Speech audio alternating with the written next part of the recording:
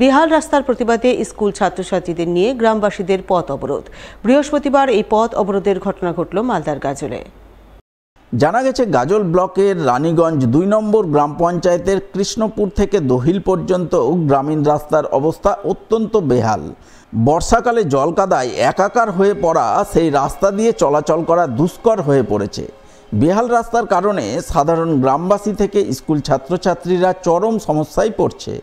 সমস্যার কথা স্থানীয় গ্রাম পঞ্চায়েত থেকে শুরু করে প্রশাসনের বিভিন্ন মহলে জানানো হয়েছে, কিন্তু প্রতিশ্রুতি ছাড়া কিছুই মেলেনি। বেহাল রাস্তার হাল ফেরেনি, যার প্রতিবাদে বৃহস্পতিবার এলাকার ছাত্রছাত্রীদের নিয়ে গ্রামবাসীরা পথ অবরোধ করেন।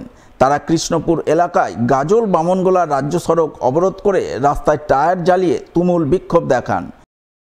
অবিলম্বে আমাদের রাস্তা করতে হবে, করতে হবে, করতে হবে। অবিলম্বে রাস্তা আমাদের করতে হবে, করতে হবে, করতে হবে।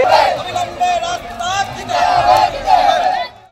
রাস্তা খুব কাদা, গর্ত, চলাচল যায় না, ছাত্র যেতে পারে, আমরা বের হতে পারি না, আর খুবই কাদা। অনেক দিন থেকে হয়েছে, রাস্তা তো হওয়ার কথা ছিল, তো হচ্ছে না কেন কি জানি, আর আমরা বের হতে পারছি না, খুবই খারাপ।